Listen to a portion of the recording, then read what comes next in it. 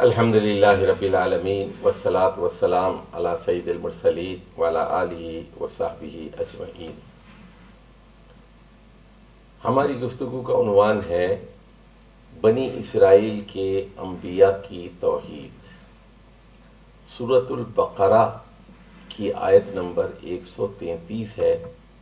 اس کا ہم مطالعہ کریں گے اور اس کی روشنی میں یہ بات ثابت کریں گے کہ حضرت ابراہیم، حضرت اسحاق، حضرت اسماعیل، حضرت یعقوب اور ان کے 12 بیٹوں کا توحید کے بارے میں عقیدہ بالکل راسخ تھا۔ وہ ایک خدا ہی کے ماننے والے تھے اور وہ اللہ تعالیٰ کے مسلم تھے اور ان کا مذہب بھی اسلام تھا۔ دیکھیے سورہ بقرہ کی آیت نمبر 133 ہے، ام کنتم شہداء اذ حضر یعقوب الموت۔ تو کیا آپ لوگ وہاں موجود تھے جب حضرت یعقوب پر موت کا وقت آیا؟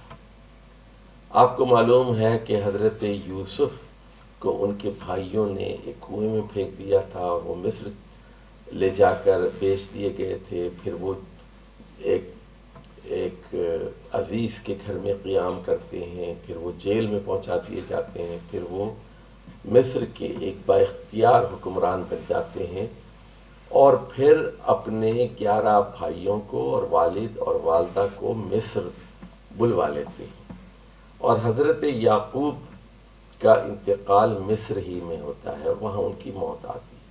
تو اللہ سوال کر رہا ہے، ام کنتم شہداء اذ حضر یعقوب الموت اذ قال لبنیہ ما تعبدون من بعدی۔ تو اب وہ حضرت یعقوب کا موت کا وقت آ گیا، ان کے اطراف سارے 12 بیٹے موجود تھے، حضرت یوسف بھی تھے۔ اس وقت انہوں نے سوال کیا بچوں سے کہ ما تعبدون من بعدی، تم لوگ میرے مرنے کے بعد کس کی عبادت کرو گے؟ قالوا نعبد الہک و الہ آبائک ابراہیم و اسماعیل و اسحاق الہا واحدا ونحن لہ مسلمون۔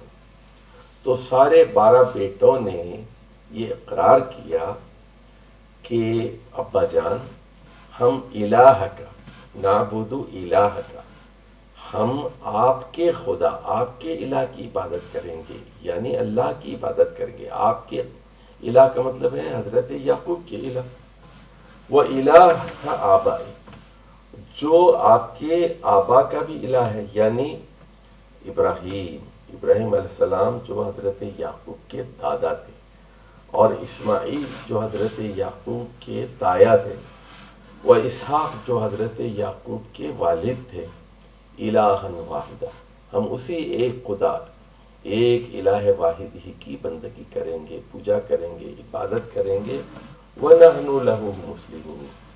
تو یہ 12 بیٹوں نے اپنے والد حضرت یعقوب سے یہ کہا کہ ہم اسی کے مسلم ہیں، اسی کے مطیع فرمان ہیں، اسی کے آگے جھکتے ہیں۔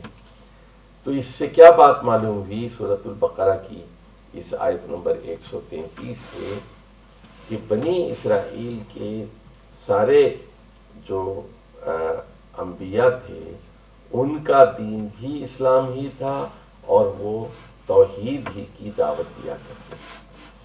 حضرت ابراہیم کا بھی توحید کی دعوت دیا کرتے تھے، ان کے دونوں بیٹے حضرت اسماعیل اور اسحاق بھی توحید کی دعوت دیا کرتے تھے، ان کے پوتے حضرت یعقوب جنہیں اسرائیل بھی کہا جاتا ہے، وہ بھی اللہ کی وحدانیت کی دعوت دیا کرتے تھے، اور پھر حضرت یعقوب کے بیٹے حضرت یوسف اور ان کے بقیہ 11 بھائی بھی ایک خدا ہی کی بندگی اور پرستش کیا کرتے تھے، اور وہ اپنے آپ کو مسلمان کہلاتے تھے۔